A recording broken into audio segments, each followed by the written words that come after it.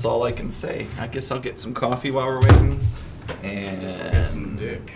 You go. I guess there's lots of that here at the house. You got a new shipment, right? Yeah, I've got Amazon Prime, and it's on subscription. Well, that's just Prime. Wow. Yep. Yep. Megatron must be stopped, no matter the cost.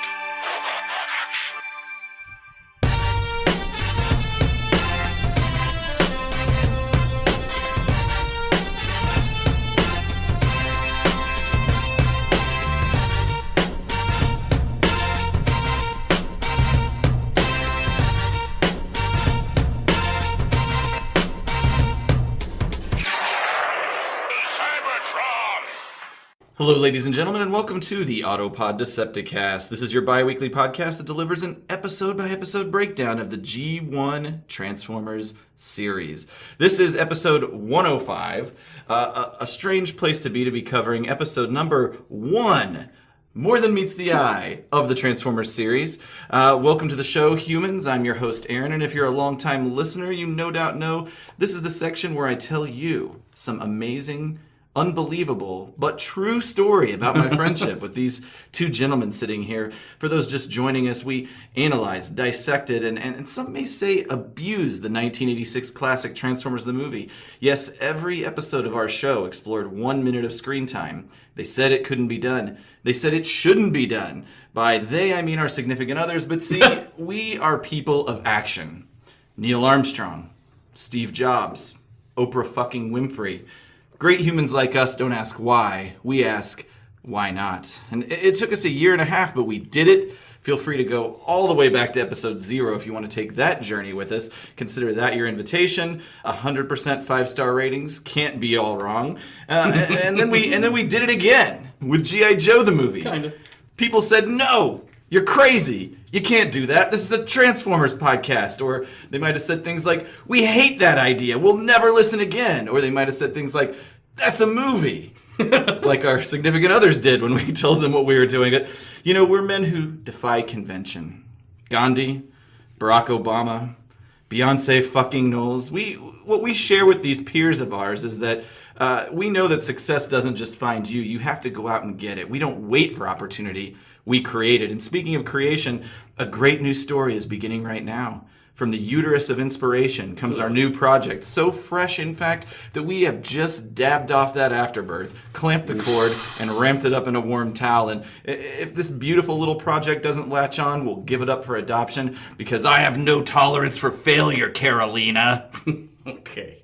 Wow. That's my stepdaughter. Yeah, I know. I mean, I see what you did. Co-fathering with me on this amazing new journey are my hosts. Hey, I'm Ryan. Does that mean I get to discipline Carolina also? Sure, if she's doing something I have wrong. a couple of questions. So, are we eating the placenta? Because people do that. We are baking it into a banana bread. Well, that's a terrible way. I was thinking pate. I don't know why that's more gross to me. I watched a British baking show where a woman did that. She made it into pate. And how were the reviews? Mwah. I'm Caleb. I mean, speaking of Neil Armstrong, we are rapidly approaching the 50-year anniversary of landing on the moon. How about that? I mean, the hoax next week. The beginning of the hoax. Stop it. You will fill me with rage. Caleb, your wife is on the hippie spectrum. Have you eaten placenta? No. Okay. Never. He's looking at me ever so quizzically. It seems like something that might end up in a I'm trying to analyze. in a bag full of crystals. She's from in your house. California. I'm analyzing my. She's more level-headed than I am on many things. I'm glad you gave her credit, and if she ever listens to this, you'll look like a much better person She than comes I am. from a super hippie background. I think it pushed her more moderate. She revolted against it. Her father is a kung fu master. Yes. / auto mechanic. And he looks exactly what Yeah. you're picturing. And her mother is, pretty much a crystal she's hippie. fun. Yeah. Quotes. So, like we said, this is a new journey. We're going to be reviewing the G1 episodes. Yeah. And shout out to Professor Insane at Insane Galvatron. He sent us a private message that was so good. We just said, okay. All right. You know, we didn't really have any better ideas. It was his idea to do each episode because we had thought about just doing one-offs That's and right. like picking and choosing, but Yeah. he was like, The just do the whole craziest. run. Yeah, we've been in denial, but you know, because that means that we have to keep doing this for a long time. I think that you may be speaking your for a version of denial. particular person. Caleb loves doing the math of how long this will take us. And in the math, we were originally going to do, or we were talking about doing each episode in two parts every 2 weeks. Every 2 weeks, and we That did was the math. That'd be And an episode a month. It'd take about 7.5 years. And we'd love to. And that doesn't include any kind of interruptions at all. We would love to do it. Go back to doing it weekly. We just don't have time right now. and this is a little more labor intensive. It is like this is way. When we're doing research for a whole episode, it is way more Right. labor intensive for 2/3 of this podcast Right. than doing the minute by minute. Yeah, don't have time, don't want to do it that Well- often. What's the difference? Well, technically, it's about 20 times more labor intensive for Caleb because he was just watching a minute. Oh, that's true. He's watching a whole 22 minutes now. That's right. I had to watch a whole hour of this week just to get, whatever. Get caught up for this, yeah. Yeah. Yeah, I'm with you. It was a lot. So on an effort by effort basis, he's actually putting in on the percentages. This is I guess gone so. way up for me. That's So we're going to do it right per Insane Galvy's suggestion and go all the way back to the beginning of this bitch and kick things off where it all kicked off. 3-part series, More Than Meets the Eyes. Eyes plural. You know, why say more than meets the eye? when you can say eyes. Yeah, I mean it's What is not the name of the episode? not everybody is Shockwave. Most people aren't Shockwave. It's true. If you're I would dealing- say everyone else is not Shockwave. fair enough, but I'm speaking of the singular I. If you are Soundwave and you have a visor, is that one eye? That's a visor. I don't think Is it just a so. visor? I've Does he just- have 2 eyes back behind? I there? think so. I've seen him flip it up before. like Dwayne. Like Dwayne Wayne. Dwayne Wayne. Yes. Shout out to all those who stuck with us through the Joe episodes. A lot of you liked it. Including one member of this podcast. I liked it. Yeah, well, you liked it.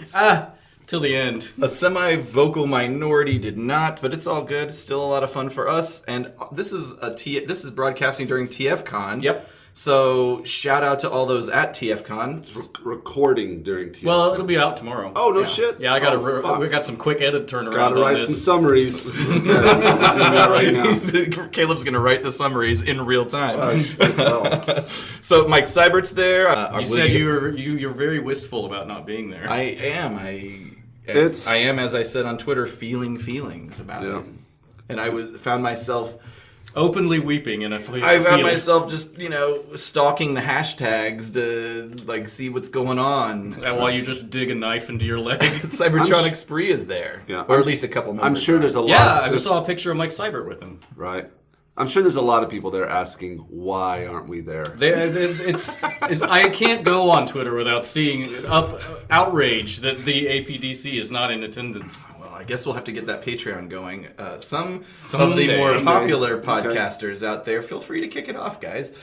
Some of the more okay, popular I- podcasters out there, their trips get paid via Yeah. their Patreon. Yep. So So what do I do? I go to Patreon. Well, we just and also I'll have to just- agree what the extras are, like what people get for one. Mike had a good suggestion of doing just maybe $1, $5, and $10 levels. And we'd have to decide what somebody gets if they play. Sticker. if given the option to listen for free or pay, what would you like to pay? Let me ask you. All right, let's get into the episode, guys. There's no recap because this is number one. This is the number the one. premiere. And I think the right place to start talking about this is with this intro sequence. It's great. And we can cover the intro sequences as each season comes up because they are slightly different. Let me see about rewinding this. As you might imagine, the intro sequences tend to have much better animation than the series proper. Although but a lot of it's taken from the It series. yeah, and I would say this 3-parter is pretty good actually overall. I noted that the second episode we're gonna do the animation's a lot better. Like it's fine Yeah. on the first one, but it's way better. Yeah. on the second one. Wonder why that is. It looked like almost a different studio. It I don't might know. be that we can figure that out pretty quickly. Toei was the animation studio for number 1 and for number 2. So I don't know. But we've learned that Toei had animation stables that they would outsource to in Korea. That's true. So we don't know what third party might have done the work. The cheap ones. They probably had a Soviet gulag that they outsourced their animation. Political prisoners making Transformers movies. Do you guys remember there was intriguing. There was a Simpsons intro that was produced by Banksy that was a commentary on that and showed all these Korean workers in like very dire, sad conditions producing animation cells of The Simpsons, and that was the intro. That's terrible. Sequence. Oh no! And they played it. They put it on. Wow. Matt Groening's like, I don't fucking care. Well, I'm sure that he would like to do it right. While he's lighting a cigar with a $100 bill. Yeah, exactly. So intro sequence. We open up with a 3D Autobot and Decepticon symbol, just kind of flying at us on screen. And riding on the Autobot symbol are, of course, the heroic Autobots. We focus on the logo, flips, and first it's Autobot, then it's Decepticon, and then we just kind of see, as Ryan was alluding to, a montage of more than meets the eye footage and some custom animation as well. And this part where the Seekers come down and then Jazz transforms and jumps at... I always get Thundercracker and Skywarp mixed up. It is Skywarp that he jumps at. Yeah, so I'll say a few notable moments. Okay. The Seeker's firing scene, I think, is probably original animation for this. Autobots transforming, Megatron leading a battalion, Ratchet actually moving in to fight Thundercracker, and then probably one of the most iconic for me and where you're going, Jazz punching Skywarp, and who then throws him, 20 yards away. Sure. He transforms in midair in Porsche mode, heads back, transforms back into robot, and attacks. In the Bumblebee movie. Correct. Has it been stated that was a blatant homage, or does it just have to be? It was pretty blatant, but I think it has been specifically called out that is what that is. We see Soundwave ejecting some tapes, Megatron turning into a gun and firing himself, on his own. Which you never see that. No. Really, do you? Okay. And a bit more battling takes place between both factions. They fly around the back of the volcano, and the logo swings back around towards us, and that's it. Yeah. Anything you want to say about that? I love all the intros. I think season 3 is probably my favorite, but like this intro is the one I've seen the most, obviously. So I always, even as a kid, thought the animation was really great. We were saying at the top of this that some of it was probably stock footage from More Than Meets the Eye, but I think that might have all been original. It might be. I think I'm thinking of the end credits where a lot of it is Maybe from the episode. I like it when they use footage from the episodes in the credits, because there's like, oh yeah, that, and then I saw that. That guy did that to him. Yeah, wow, oh, yeah. It's like an afterglow. We open up in space and shit. Man. I do like the parallax scrolling where the stars are moving at different speeds against each other. That's good stuff. Oh yeah, that is very high quality. We have Victor Caroli at this point narrating, and he is establishing that millions of years ago there's this planet called Cybertron. It housed some sentient robots that were definitely not sex robots, and I don't remember that detail. Quickly, well, he said they weren't sex robots. Ryan, you must have the special edition. And Aaron's going to spend the rest of this whole thing just really clarifying and bringing home that they're not for fucking. They're not sex robots. He quickly kind of sets the stage. We got Decepticons. They're all about domination. Autobots, all about peace. And because of that, there's a war going on. I do like how he's like, we'd show you all this awesome shit I'm describing, but it's not in the budget. So I'll just tell you that they're at a war. We're going to show you the post-Armageddon aftermath. There's an explosion. That's about it. I kind of always liked that they alluded to it. It forces your imagination in that, to understanding the history. You can't possibly absorb all the history. I always love it. Just like Coming of Mage with Michael Andrews. What's the rest of that world like with all that magic? I don't know. Apparently, we'll never know. We'll definitely never know. I do also think the background art animation of Cybertron is phenomenal. Cybertron's great. I love it. Every time we're on Cybertron, I love it. I also like the little diode sounds of like... Yeah, they do a great job of just setting a nice sort of eerie tonality to it with the music and the sound effects and the way it looks. It does look desolate and burned out. Yeah. Yeah. So, great job in establishing the visuals to match up with the story. The narration establishes that there's not much energy on this planet, and that the Autobots are nearly extinct.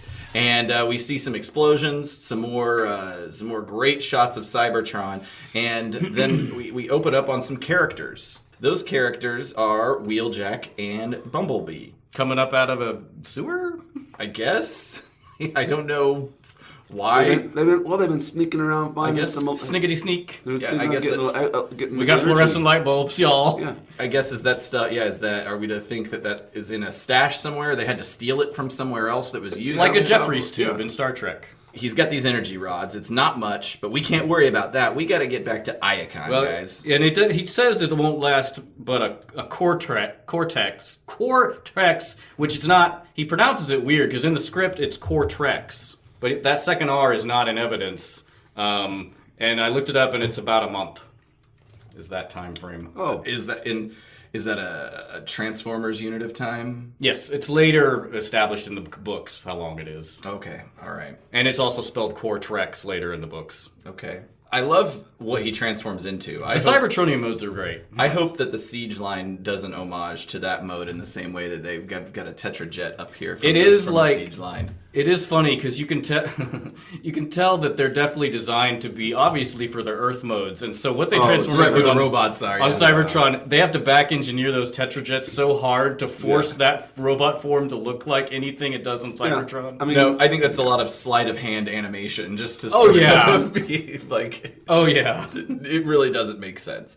So Wheeljack transforms. He heads down the deserted highways of Cybertron. About 1 megamile from Iacon, a gang of seekers not even trying with are waiting, and a battle ensues at this point. And it's lucky that Wheeljack had some bulletproof shielding, which why doesn't he just always have that? There's no reason for him to have glass at all, frankly. But and so at this point, we've established that Iacon is a place. We are introduced to Seekers, the concept of Seekers. Do you have a bit about how Starscream does not use his real voice? I do not. Oh, it's Chris Latta does not. It's Starscream is speaking, but it's not Chris Latta's Starscream voice. It doesn't sound anything like him. And then in the next shot, right here, it's 3 different Seekers. Right.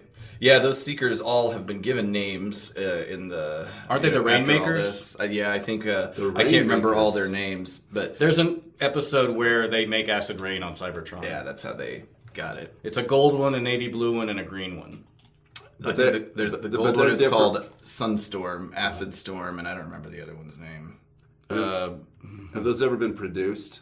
I think there are some. I've seen some third-party pictures. They repaint them, yeah. They're repaints. I think some will come out for the Siege line, as a matter of fact. So it's kind of a fan, like an homage to fans who probably named them, I'm assuming, at some point. Yeah. And it is. It's weird when Bumblebee jumps out of Wheeljack, he fires in the completely opposite direction of where the enemy is. Well, he's kind of incompetent. But because we live in a world where these robots, these Seekers, haven't been named, I'm going to call them Plum Flamethrower Bot. Oh, I went with not Skywarp. Lemon Bot, and Blue but not Thundercracker Bot. I do like what would you call the purple one? Flamethrower Bot. You call them Plum Flamethrower. You put fruit to all of them. Oh, That's interesting. I didn't put a fruit to the blue guy. What Blueberry Bot? Yeah, I thought you said blueberry. I didn't. Let's go to the game tape. But yeah, he shoots a flamethrower, and he does like Johnny Cash style because it's a ring of fire. They really like rings of fire, as we will see true. In this show. B hops out the back. The battle rages. He transforms, and the guys just drive through the Decepticons at this point. Well, we see Wheeljack pop out some blades, and he says, mind if I... Which, first of all, this is the first of many, many, many, many special one-offs we'll see in the following episodes. But he says, mind if I cut in, which doesn't make any sense, because then he just drives through fire. Yeah. Oh, he's using his propellers to cut through the Decepticons. That's not evidence. They're not shown in the scene when he runs into them. Oh, they weren't? No. But I think that's I was thinking the fans were supposed to blow a path in the ring of fire so that they can make way. But they don't really show that either. No, or the pun doesn't work then. And also, I don't know why Bumblebee transformed and is driving at all. He should have just gotten back in the back of the Wheeljack. Maybe it makes him faster. I guess. I think they're probably just demonstrating that he transforms into his Cybertronian mode. Like they're just they're showing. Yeah, it is true. There's a lot of show off. There's no story reason for him to do that. But yeah, I think you're right. I mean, there's a marketing reason. A lot of these and a fun reason. Yes, and a story reason. Not really, but. It's setting that it's just demonstrating. Right. We do live in a world where nobody has seen these transforming robots before. There's a lot of that where people transform for no reason. Now I know what Bumblebee looks like in his Cybertron mode. Well, don't get used to it. A lot of these one-off powers that we'll see actually get nods in the toy releases nowadays. They do. Yeah, I think that's awesome. I didn't realize how many of those nods came from these first 3 Yes, episodes. almost all actually. Of them. So the guys drive through the Seekers in a classic bowling alley style maneuver.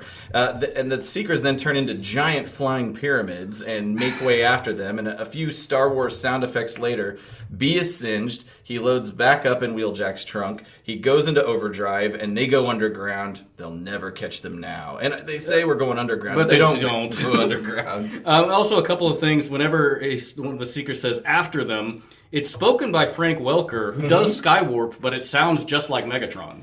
Yeah. And then I did have the note of that says they go underground, but their next shot, they're clearly just not underground. I opted to not call out all of the goofball mistakes because I knew you would, and I'm glad I didn't spend time with them. And this is the first cartoon, and they're still getting their legs, man. They are getting their legs, but I'm afraid that there'll be lots of goofball mistakes. Well, also when B gets hit, a wheel pops off, and he's clearly a hoverboard. Oh, wow. Well, he does still have that spare tire on the back of him. He also says somewhere. An axle gets bent, which you don't have an axle if you're floating.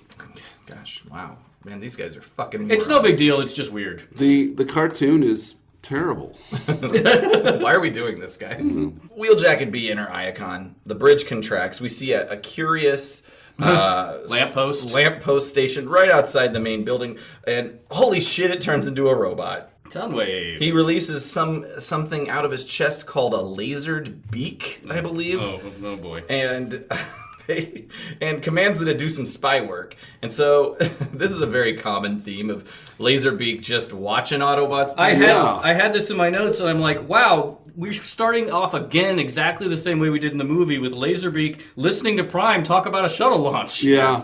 And then right here where you paused it at 4:08, I didn't realize that across from him is the real lamppost. Yeah, or presumably some kind of communication device that he's aping. Right, yeah. What a boring alt mode. It's a terrible alt mode, yeah. He must have been although his one on Earth is not great. I was thinking of this. Most robots have unique alternate modes that change whenever they come to Earth to fit the Earth environment. But Laserbeak has a unique robot mode that changes when he comes to Earth. That's right. Kind of weird. Right. Never thought about that.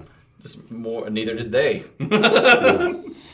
Because just magnetic tapes are a Cybertronian technology as well. This is with Laserbeak. We have the second special power sighting where a different thing pops out of his head. 2 little outboard motors that are recording the instead of the massive camera that comes out of the top of his head in the movie.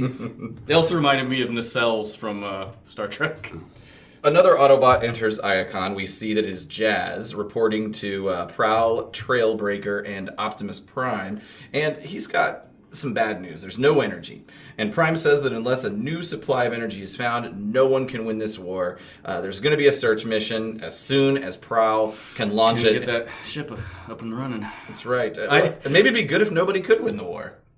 Just run out of energy. They all die. Species goes extinct. Stasis. Better for Earth. It's true. I did think in this that there were several OSHA violations of all these dangerous platforms with no handrails.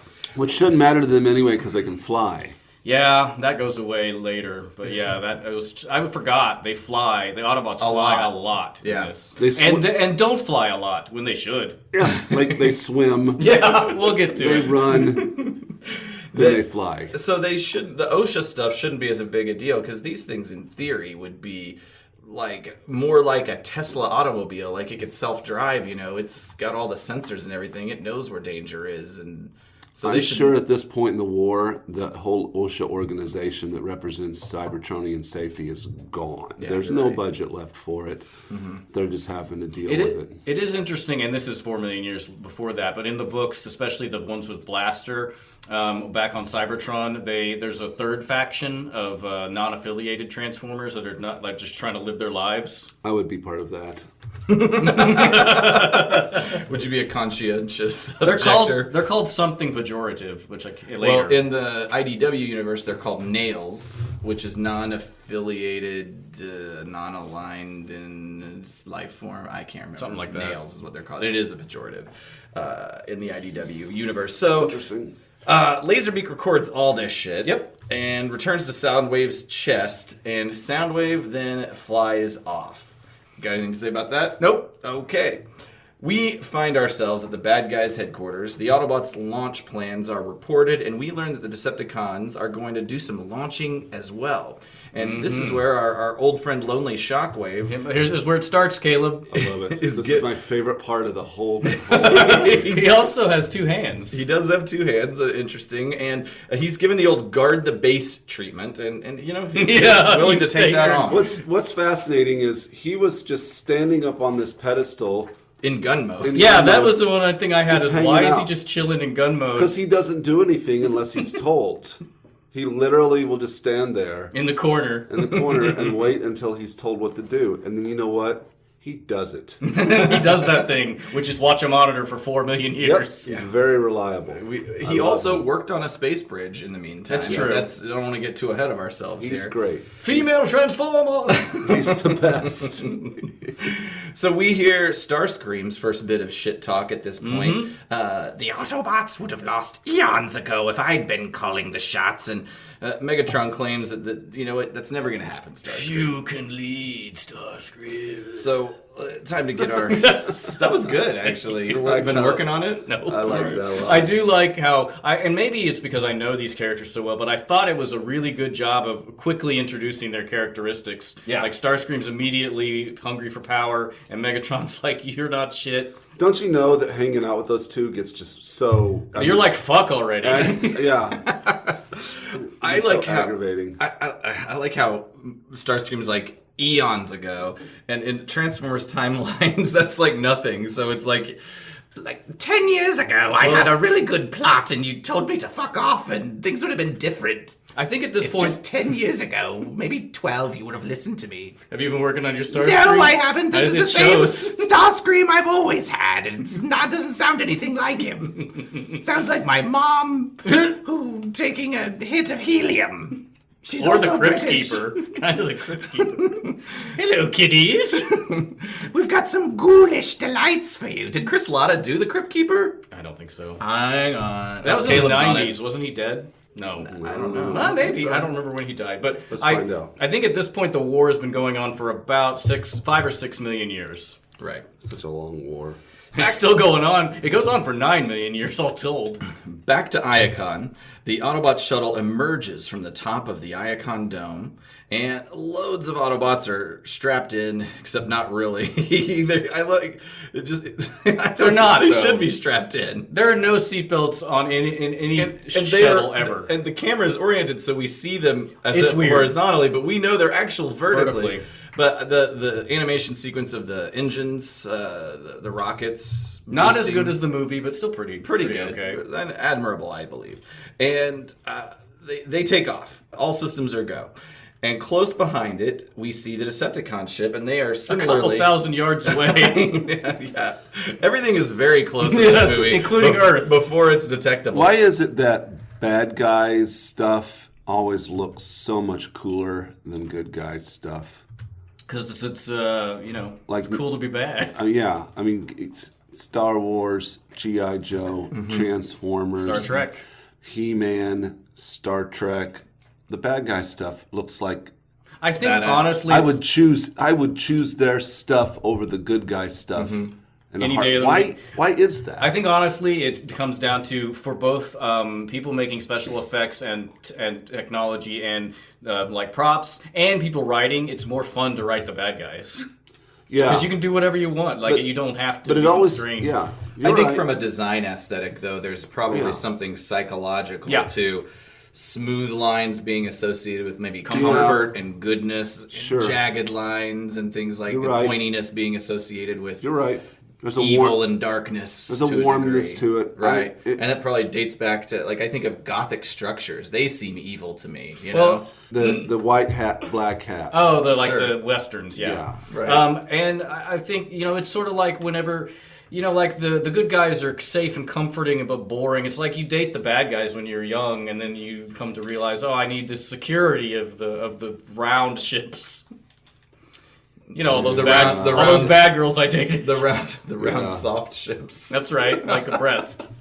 No, I was thinking like a tummy. Oh, dad Not bod. rock hard abs and tattoos. I did read a study that the majority of both men and women find dad bods appealing. I've read that those studies are bullshit. Like they were written by guys with dad bods. Exactly. Yeah. Well, I guess by definition, most men are doughy.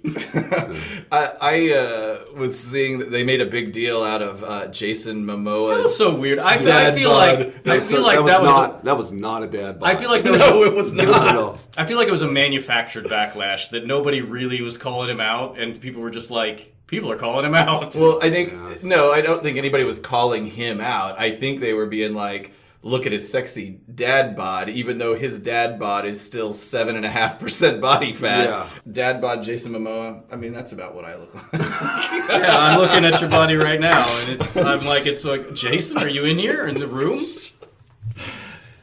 He is such a cool guy, though. He's like, I do have a man crush on him. I don't know anything about it. I mean, he's just like cool. Like, watch him on Saturday Night Live. The Autobots run into an asteroid field.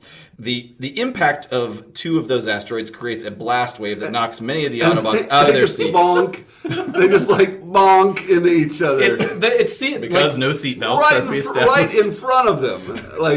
Jazz is quote-unquote knocked out of his seat because he appears to jump. When I first saw this, I was watching it at work, and I saw it out of the corner of my eye, and I had to go back because I thought Optimus Prime knocked him out of the chair to take over driving. It was really funny. I like how Ironhide says leaking lubricant, exactly. And he's literally leaking. Yeah. Normally that would just be like a goofball thing that the Transformers. But he's giving you a medical condition. He's actually doing it. And here. Ches lets go of control for half a second and just flies out. But yet Optimus, who is not holding on to anything, he's Optimus. There. But I thought Prime knocked him out of his chair. Give me that. Damn it, Jazz. Yeah. Then Ironhide mans the best laser gun I've ever seen. That thing looks like a super soaker. Oh wow, that thing just it just plows the road. Yeah. Why didn't they just turn that on right away? Why don't they just turn that on all the time? Or shoot the Decepticons. Yeah. Well, they don't try, but they're out of power. They don't even know the Decepticons are there yet. Oh, that's right. So they're blazing a trail. The Decepticons kind of get behind them and ride the wake of that trail. And the Nemesis at this point, they're like, oh shit, we're being followed. And the Nemesis pulls up, kind of parallel to the Ark. They set out some tractor beams here. The tractor beams, and then he's like, what does he say? I wrote it down here. Release the boarding chute. And then it's just a tube. It's like, so shoot out the tube. Okay, got it. Cool. This is weird where they repeat the same scene and set... Oh, yeah, with Megatron's voice. Yeah, they fixed that in later releases, but I think it's just an animation error. Yeah. Not in this one, yeah. And they don't start shooting. They just start a melee fight. Yeah, they start rumbling. I love it. It's it's like what gang fights were like in the 60s, you know? Or always. No, I mean today there's just shootouts. I know, but I mean going back prior to guns. Oh, I all see. gang fights. Well, even like in Gangs of New York. Right. Yeah. Which is a historical documentary that I've just referenced. Yeah. As alluded to, there's an awesome battle going on here. Soundwave's fucking up everybody. He kicks ass, actually, in this sequence here. And in the course of the battle, the ships veer close to a familiar blue-green planet. To us. And they get caught up in its gravity. What happened to the Decepticon ship? More on that later in the season. Future episode. Guys. Okay. The ships become untethered. The Autobot Ark enters Earth's gravity, falling towards a choppy volcanic lake, landscape, and ultimately into the side of a mountain. We have our first commercial break. We go to commercial. Yeah, it goes off with jazz, which is a really cool sequence. Yeah. All of those sequences are cool. Absolutely. Let's just say it. This was when we come Controversial statement, I know. back. Yeah, it's a tough stand. We come back to Starscream, and he does a little weird, quick Heil Hitler. Mm-hmm. Even as a kid, I thought that was bizarre. I don't support it. I don't support I can't get on. I Starscream's- can't co-sign it. He just had he shouldn't have done what he did, but you have to agree he was a operational genius. He's one of those dill holes who's like, if you read Mein Kampf, he had some interesting ideas. Okay, time passes. 4 million years, in fact. Which has got to be the biggest jump in TV history. The landscape grows greener. A volcano erupts, and this eruption sparks life into a computer on board the Ark. I have quite a bit about this volcano. I mean, I don't think they name it in the show, but it is Mount St. Hilary in the books. Mm-hmm. In the Marvel books, it's set in Oregon near Portland, although it more closely resembles Mount Hood, which is dormant. Mount Hood is in Oregon, 50 miles from Portland, and the area even looks like Mount Hood. Did the eruption of the volcano quickly and suddenly expose the rear end of the ship? That's the implication, but it's not shown. Because somebody surely would have stumbled across that. Yes. I don't know if that is the implication. I think it must be, otherwise it doesn't make any sense that nobody's discovered it. It is a glaring hole that... Yeah. Like And a also- geologist wasn't just like, this isn't part of the natural structure. And also, the eruption also triggered to life this little Computer. drone. Well, Teletran 1 is the one who launched the drone, but just to finish up on the mountain, yeah. it is clearly Mount St. Helens inspired, which Mount St. Helens erupted off and on from 1980 to 85, and it's in Washington. It's referred to as Helens in the G1 supersized coloring activity book. Interesting. Black Arachnia mentions Mount St. Hilary by name in Beast Wars in the Agenda Part 3, where they find the Ark. I guess that makes it canon. Mm-hmm. Shit. That's it. I fell down a Helen hole. That's fine. Appreciate your history and Yeah, I thought about that. geological study. Yeah, that's cool. Yeah, because Mount St. Helens, I don't know why they Was just a big- didn't make it was a- Mount St. was- Helens, but they probably didn't have the rights. the rights to the mountain. Hasbro couldn't get the rights to the physical structure. They spend all their money just getting the rights to Earth. Yeah, right. Welcome to Earth. So, okay, the Ark is now awake. Yep. Somehow, I guess to me, I guess I take that as like in the olden days when you'd have to smack Yeah, TV to it make just it kind of work. got hit. Boom. Olden days. So we're old. I still do it, but it doesn't do anything. So the Ark sends out a scanner, and it scans these mechanical forms, and then goes back to the Ark and Repair. And repairs all the bad releases guys. this beam of Well, healing. Yeah, it just, I guess by chance. And also, these bodies are gross. Like, they're all in pieces and fucked up. But I like how there's just repair arms and stuff just everywhere in every random nook and So cranny. are they dead? they're just like in a coma, basically. Yeah.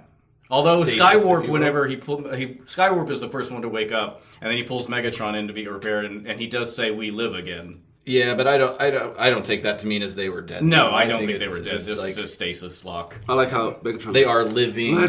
Let's get out of here. They should have like destroyed all is the weird. Autobots. They They should just like leave 'em. destroyed all the Autobots. I think it's just weird that the machine recognize what the machine is neutral when it comes to. It's like the Red Cross. It's going to give aid to anything that's around. I mean, Maybe Teletron 1 is not operating at 100% it's just capacity. repairing it, but it happens to repair. Oh, that's right, because the Decepticons all get healed because the first one happens to be a Decepticon Yeah. that drags the And other then- Autobots into other Decepticons into its beam path. But apparently, you'd think that they'd be able to like scan the logo Insignia? or something, have some kind of recognition. But it doesn't, and Nope. that's where we are right now. Fly away. Megatron, he just, as you alluded to, he just expects that the Autobots are It's finished. a strange, like, ignoring, oh, I'm sure they'll never wake up. Starscream fires his beams at some rocks, which trigger a small earthquake, which just happens to coincidentally toss Prime's Yes. body into the healing beam, and Yeah, so they blame- fuck themselves over twice. Right, but the things that Starscream does that end up following in the Autobots' favor are really like They're not unreasonable. they're not. Yeah, it's like Yeah, I don't blame him for shooting there. How would he know that it would, you know what I mean? It was a better plan than not killing them before you left the area. I guess what they're trying to do is say he should have followed Megatron's instructions, but instead the dumb little things he do, the dumb little things he does, normally wouldn't have this huge impact on things going on that happened to him. Right. For example. Well, yeah, I mean, there's no reason that they should not have just incinerated all those bodies. Yeah, absolutely. They have plenty of time. Or just set a bomb. They'd have even more time if they would have incinerated those bodies. Megatron's not as strategic as we were giving him credit for. Or they could have all put him in a sexual position, like running a train on each other. And just took pictures of it so they could blackmail them later. Or then blow the ship up. They could have created whatever the Transformers version of a human centipede is. I hate that movie. I've never seen it. Oh god, it's just as upsetting as you'd imagine. Yeah, I don't know. So, scanner goes out. Prime gets morphed into a Freightliner, cab over semi. Mm-hmm. Thanks. That was weird, where he gives the thumbs up. He's so chipper, like he's very clearly a morning person. Thanks. Yeah, okay. The Decepticons find an open rock formation and just decide that's where our base is going to be. They must be in Arizona. It's obvious. It's supposed to be, even in the show, the Pacific Northwest, but there is a lot of desert around it. Maybe Nevada. I don't know. Anywho. Maybe they're not on Earth. Maybe it's an alternate universe Earth. I mean... Well, that'd still be Earth. Maybe it evolved differently. Maybe Pangea split up in a different way due to forces that were different from what created ours. Oh, shit. Anyway, so the cons are this open rock formation. That's their base. Soundwave launches Rumble to help Starscream go steal materials from, I guess, like an Earth power station. Just That's what's unmanned. happening. And then we go back to the Autobots. Mm-hmm. And they're all awake. Prime sends Hound and Cliffjumper out to go see what the Decepticons are up to, and Cliffjumper seems a bit antsy to start a fight. It's funny because he goes, Hound, right here, Prime, right fucking next to you. Where it's just, I thought it was funny. It's too bad, Optimus Prime didn't, jump, yeah. Yeah, the foreshadowing that Cliffjumper might start some trouble here is Cliffjumper's the Starscream of the Autobots. He kind of is. He does whatever the fuck he wants to do. He has impulse control problems. He's kind of an asshole about it. He really is. I think we see that in multiple episodes. So they find the Decepticons, which is very easy because it seems to not be more than How do they find half mile away. And a base is being built. They've made some pretty good progress already. I mean, before even that, we have Rumble here who uses his pile drivers, which is another special power, but one that actually comes back over and over. And was so interesting that they eventually put him in the comic books. Like, the show was the first one to do that. Oh, thanks for that trivia. Yep, unless I'm wrong. But I think I'm right. They spy some more. They learn of the Decepticons' plan to steal Energon, build a space cruiser, and hightail it back to Cybertron. And they learned it through another special power, which is a wrist ear thing. Has. Whatever you need at the moment, you probably have the means to make it happen. And Soundwave can project images on his chest plate. Does that happen in more than one episode? I don't remember. I don't remember it ever happened. It struck me as I don't remember seeing that. But then we have Cliffjumper pull a huge cannon out of hammerspace. Yeah, out of nowhere. Cliffjumper pulls out this giant bazooka, and he is coming in extremely hot. Yes. Despite the fact that both Prime and Hound tell him not to do it.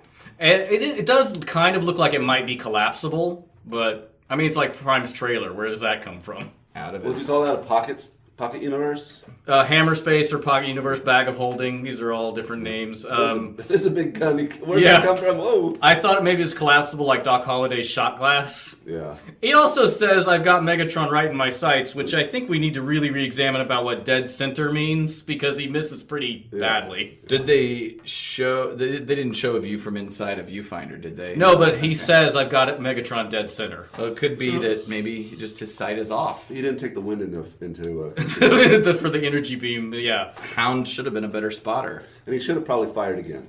Yeah. These are all great points. Honestly, yes.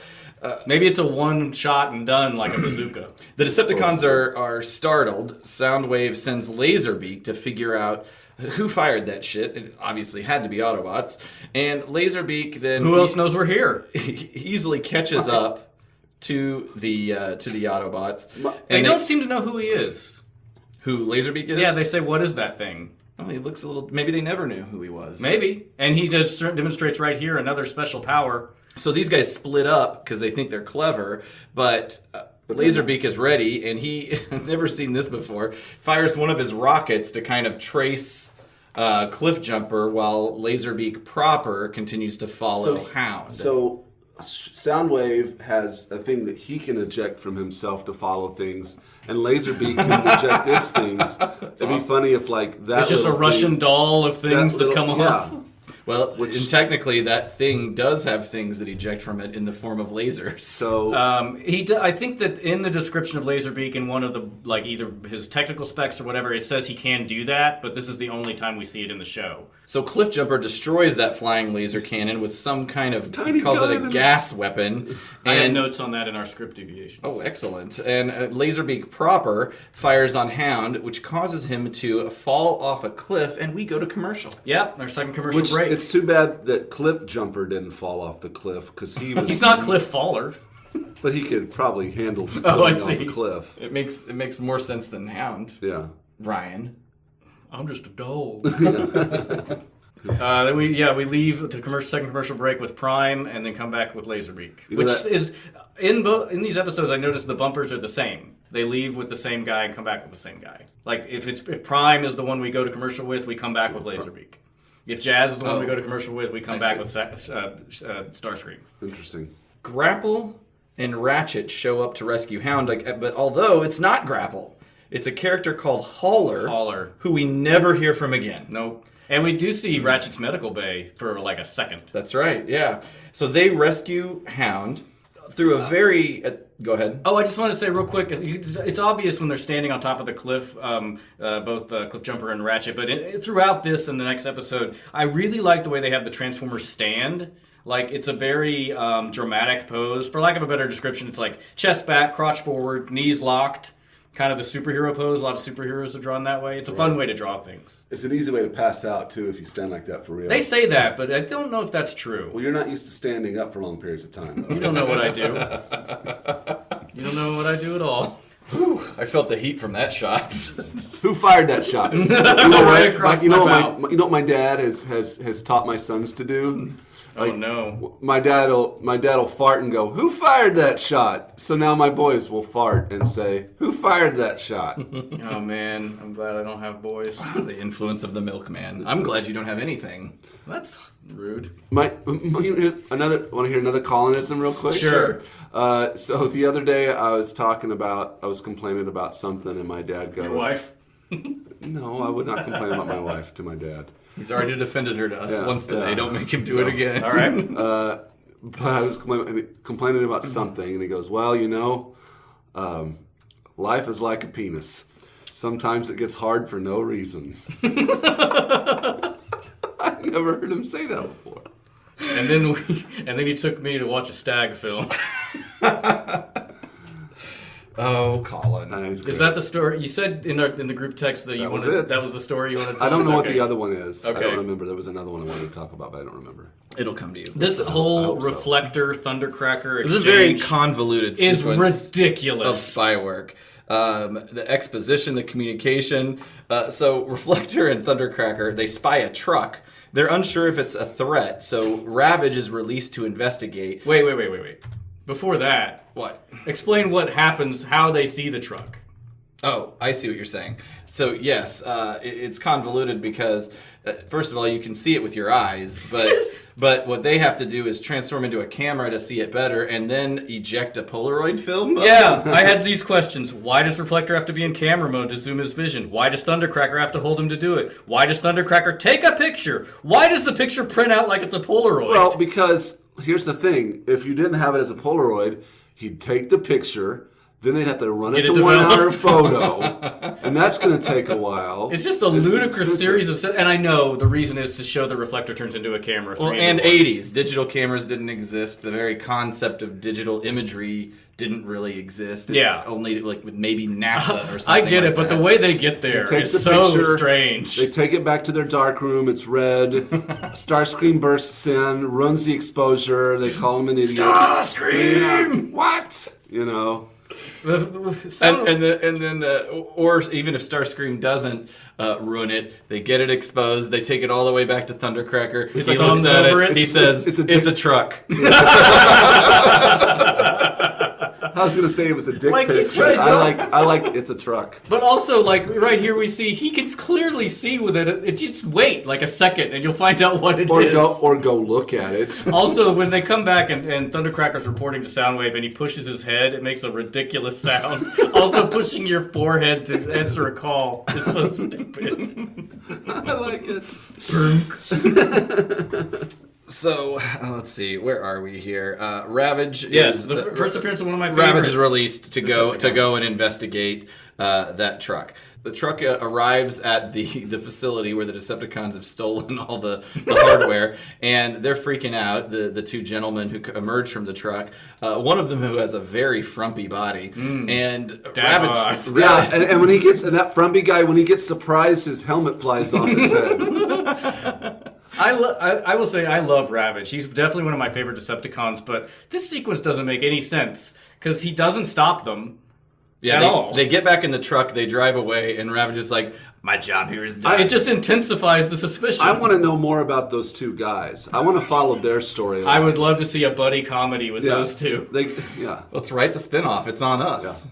I think Dan Gilliland did the voice of the black guy.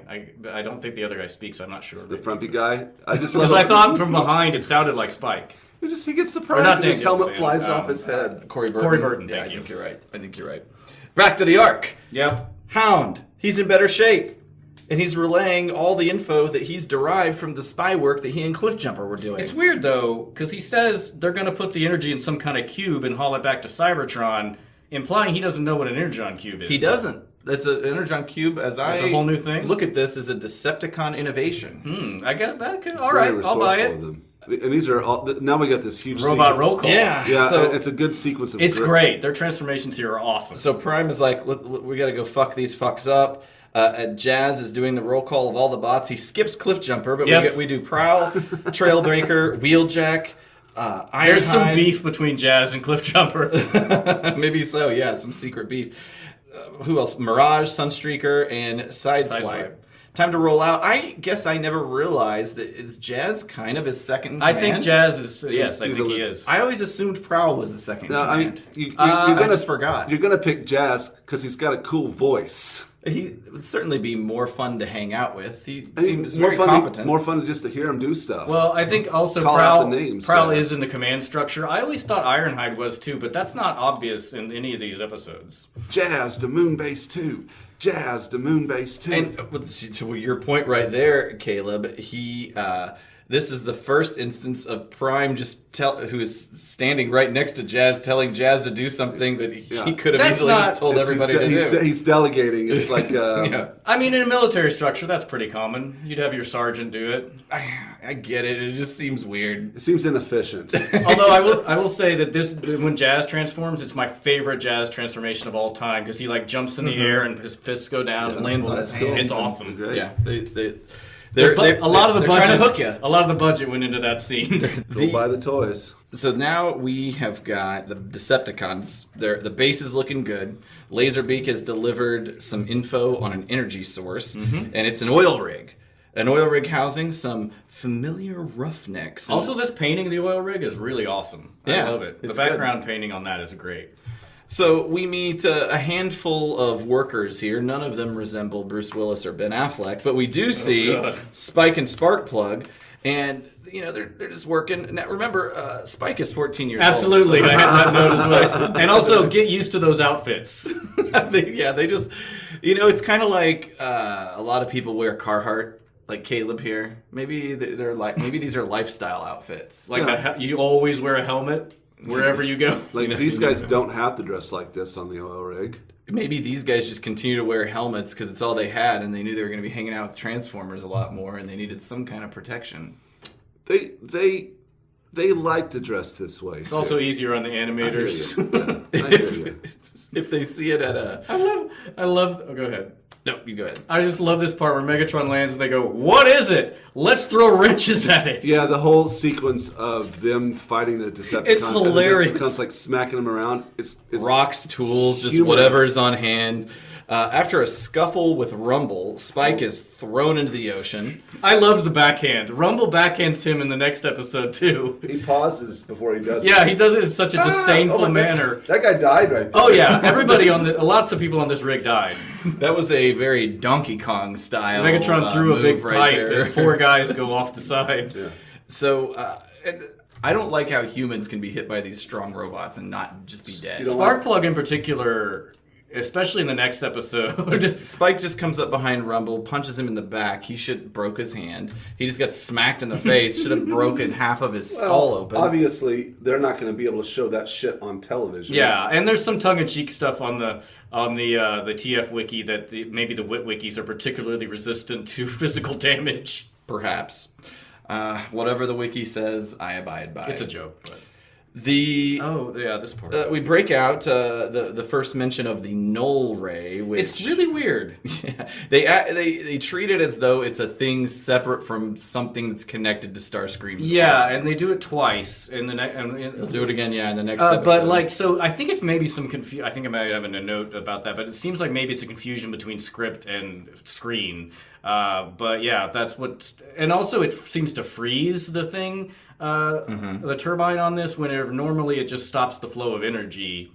That's what the null ray is meant to do. But what I don't understand is they use it to stop turbines, but you need those turbines to actually process the energy. It's confusing. But they think that by stopping the turbine and then just jamming a cube into a random part of the turbine, that just means the energy goes in there instead of running through the turbine, I guess. It's confusing. Clearly, the writers do not understand how an oil rig works. And we'll see. They don't understand how a dam works either. But so this is also like where the cubes come out of Soundwave's chest. Is he the only one that can make them? Because that's generate really inconvenient. I don't remember seeing any other Decepticon that can make that happen. I don't either. And which makes, I guess, Soundwave one of the best.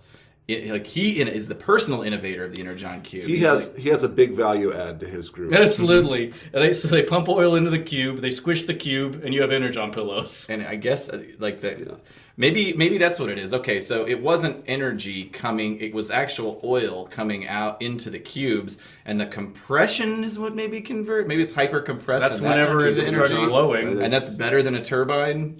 Maybe it's just concentrated at the higher yield. Maybe. Oh, all right. Well. At the 20-minute mark, where Megatron calls Starscream a fool, Starscream really looks hurt and shook by that. It's like the expression on his face is funny. That happens a lot. They did that in Transformers the movie. They did do that in the movie where he looks hurt, but he seems like he has a really thin skin. I don't know.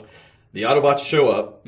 Flying. They're flying. They're flying in because how else would they get there, guys? Absolutely. Well, let's go ahead. The battle fucks the rig up something good. Well, we get to see Starscream shoot Megatron for the first time. We do. That's a nice trope we see for the first time, and the cons grab the Energon, whatever they can, and then they get out of there. Well, right here where we get the wide shot of everybody fighting on the deck, Ratchet is just straight up laying face down on the deck, and then Prime and Megatron are fighting like they look like they're playing patty cake. I like how They do. You're right. Because it's a little animation loop. I like how Ironhide and Starscream were just battling with metal rods. Yeah, just like fencing. So the Decepticons depart. Go ahead. Just this part where Laserbeak attacks Prime. Also another funny little animation loop. But this is one of the many, many times we'll see that Laserbeak seems to be the only one capable of dealing with Optimus. There's many times where Laserbeak gets the better of Prime. Is he always just serving as a distraction? No. Okay.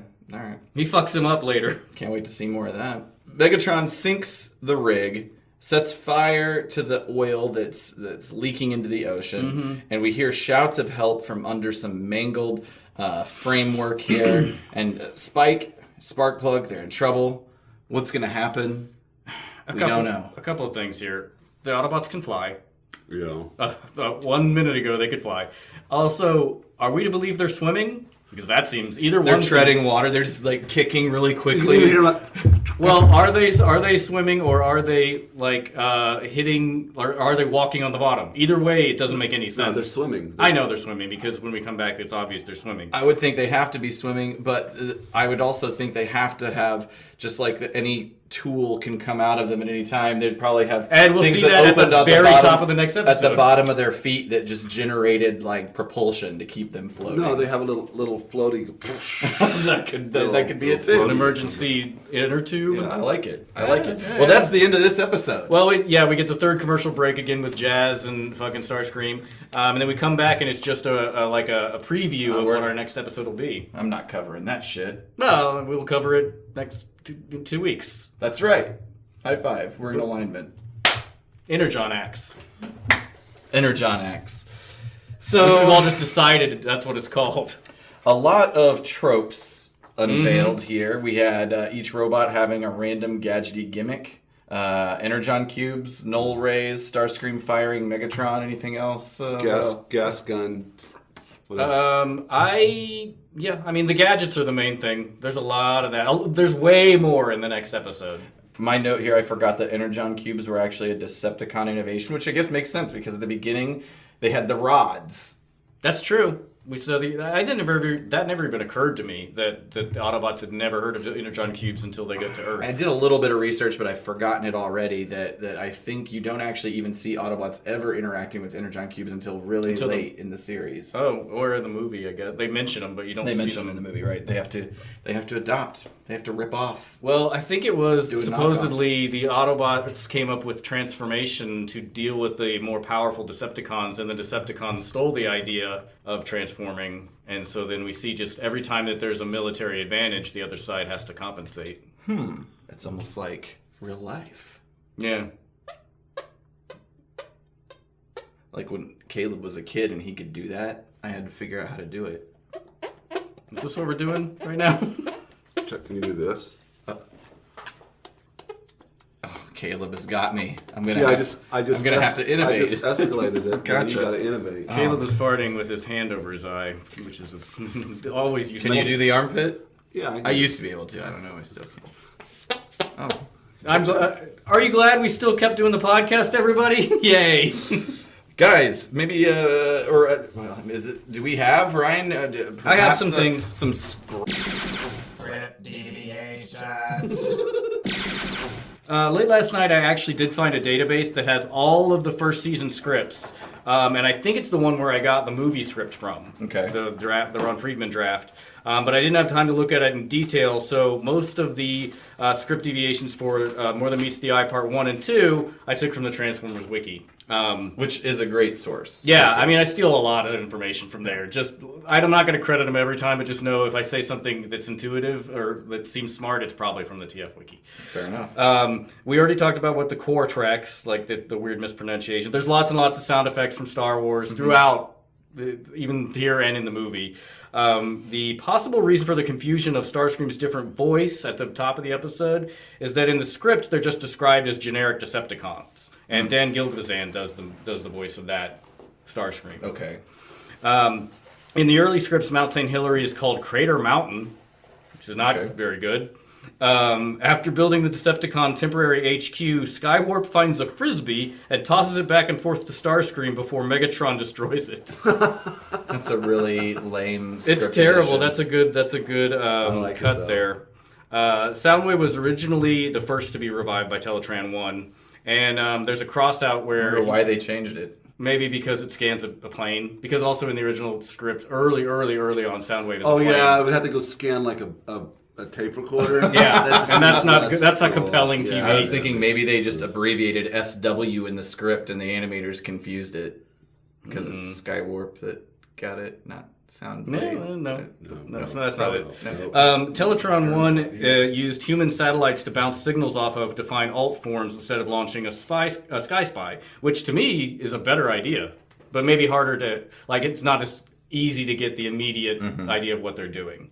The rear-mounted gun that Cliffjumper fires at Laserbeak, the cannon was originally a glass gun that shot gas, which is very hard to say, which is why he says, it's a gas! But I don't know how a gas affects a machine. Unless it's maybe super hot. Yeah, or corrosive or plasma. Yeah. That's all I had for the deviations. There'll be, and I again on the next episode, it's also from the TF Wiki, but then after that, I will actually have the original scripts. Sweet. Well, then I think it's maybe time to talk about our. We can. I'm the ghost of the iconic moment. You know. What do you guys think, Caleb? Why The do I have Everyman. to go first. Oh, the Everyman.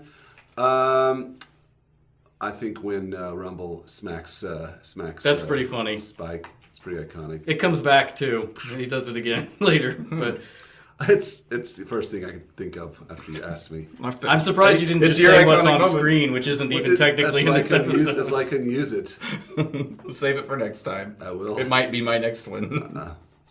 I will say it's really only meaningful since we did the movie first, but the parallels between how it starts with Laserbeak, the shuttle launch, the shuttle attack, that was really really gave me interesting. a lot of joy. And I was like, oh my god, wow, that's really fucking interesting. For me, it was just the opening scene on Cybertron, how amazing all those visuals were, and just the introduction to this whole thing, the shape-shifting robot concept. I mean, like that's Cybertronian modes are always fun too. yeah. Next episode, guys. There's been more than enough time without human friends, so it's time to bring that into the mix. There's going to be more energy thieving schemes, so look forward to that. You could just plop that into any of these episodes. I mean, dam overloads, energized rubies, will Prime die? And that's it, guys. Yeah. Visit our store. We got more Cup Rakuba posters. We got pins. And we're going to be coming to TFCon in DC in October, so we'll definitely have more merchandise by that point. Maybe. Hey. And I hope everybody had a great time at TFCon Toronto as you're coming home on this Sunday if you're listening to it the day it drops. And if you didn't have a good time at TFCon Toronto, it's probably your fault. Oh, some real victim blaming. Well, maybe. Maybe you got drunk the whole time like Aaron likes to does. Please continue to listen and subscribe on 5 stars, please, on iTunes. Apple Podcast, Stitcher, Google Play, and TuneIn. We've got, if you're one of them Apple podcast users, why don't you subscribe, review, as Ryan just said, 5 stars, 5 stars, please. is appropriate. There's, of course, the social media, most active on Twitter, followed by Instagram, then probably Facebook. All of them can be found at APOD Decast, and there's the web presence, autopoddecepticast.com, where we post lots of extra fun stuff on each episode's corresponding page. Did Ryan? you say Instagram was where we do the most stuff? I think I was saying that Twitter, then Instagram, okay, I then missed the Twitter. Facebook is what I meant. Facebook's a distant third. I'm glad that that clarification has been made. Go to our shop, buy some merch. Talk to you later. All right. Bye. Bye. How was this episode, Aaron? This was okay for a shot. For a shot.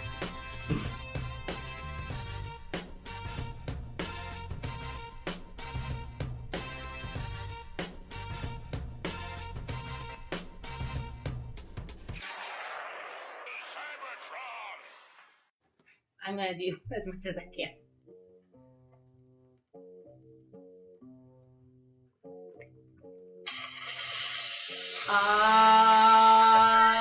Yeah. From the wife corner. I don't know any shit about this beat, but you know, I'm bringing it for my main cuz. From the darkest depths of time come the bombs, sound the alarm, cuz real shit going on, it's the APDC. Coming at you, gonna get you, brains fletcher on the windshield, no force field, will protect you from the verbal laser cannon. The laser dragon skills as big as wells as he swells into a planet. God damn it, I hear you said we took a trip to the burn ward. Oh my god. Coming of Mage, you're gonna see me coming with rage. I spin on my best lips with a twist of my wrist. I take all your gems, but then I take your M's. I'll show you who you are. That's as far as I got. That's pretty good. That is really good. Hold on. I'll show you who's hard and I'll show you who's fucking where. 2 mics, 2 theories with the buckets in your hair. I swear. Mike and Mike, more like Mike and Mike. Oops, Mike and Ike with your candy ass style and your artificial flavors. It's a flavor to take. Drown you out? No lifesavers? Oh, what? Oh, okay. You think you can take us on like the wheelie taking tragic bomb? Oh, that's all I got. I can't read your lyrics at the end. They are hard at the end. Blow cells, where we sell good.